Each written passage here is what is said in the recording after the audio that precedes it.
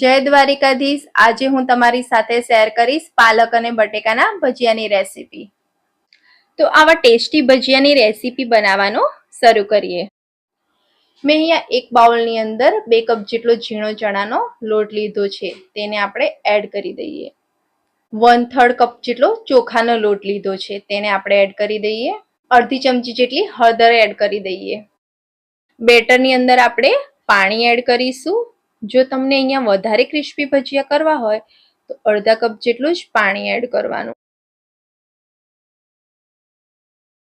તો આપણે અહીંયા થોડુંક પાણી એડ કરીશું અને વિસ્કરની મદદથી બરાબર મિક્સ કરી લઈશું।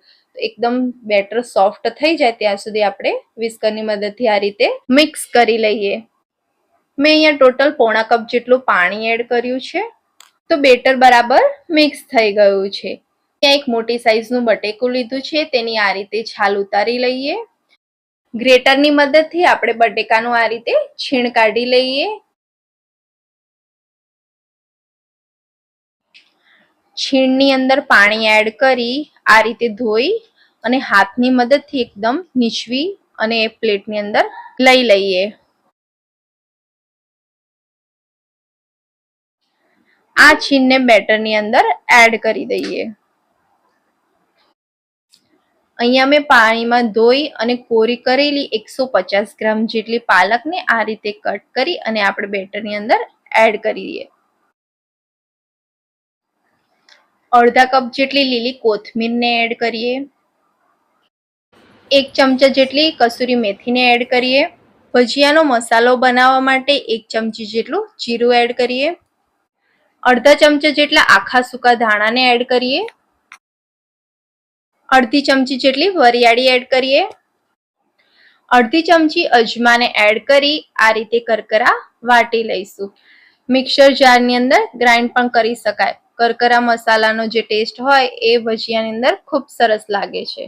મસાલાને આપણે એડ કરી દઈએ। અહીંયા કટ કરેલા 2 લીલા મરચા લીધા છે, તેને એડ કરી દઈએ। મેં અહીંયા 1 ઇંચ આદુનો ટુકડો અને લસણ લીધું છે, તેને બરાબર વાટી લઈએ। આદુ અને લસણનો સ્વાદ ભજીયાની અંદર ખૂબ સરસ લાગે છે। આ પેસ્ટને આપણે એડ કરી દઈએ। સ્વાદ પ્રમાણે આપણે મીઠું એડ કરી દઈએ। અડધા લીંબુનો રસ એડ કરીએ। ચમચાની મદદથી બેટરને આ રીતે મિક્સ કરી લઈએ।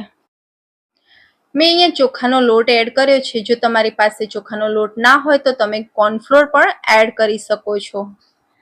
પાલક સાથે બેટર બરાબર કોટ થઈ ગયું છે। હવે આપણે આમાં 1 ચમચી જેટલો ઈનો એડ કરીએ।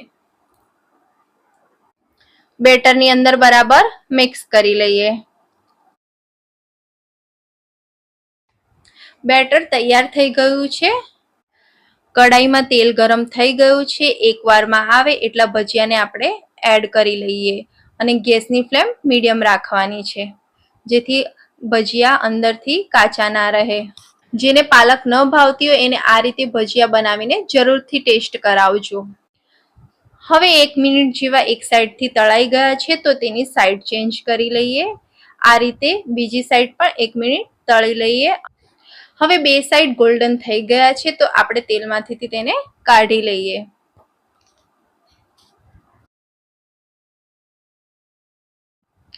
મરચાને વચ્ચેથી આ રીતે કટ કરી તેલની અંદર તળી લઈએ। મરચા વગર ભજીયા એકદમ અધૂરા જ છે, તો મરચા બનીને તૈયાર છે।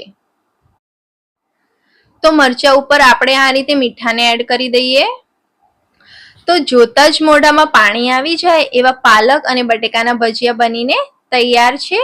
જો તમને મારી રેસીપી પસંદ આવે તો લાઈક, શેર અને સબસ્ક્રાઇબ કરજો અને આ રેસીપી જરૂરથી ટ્રાય કરજો।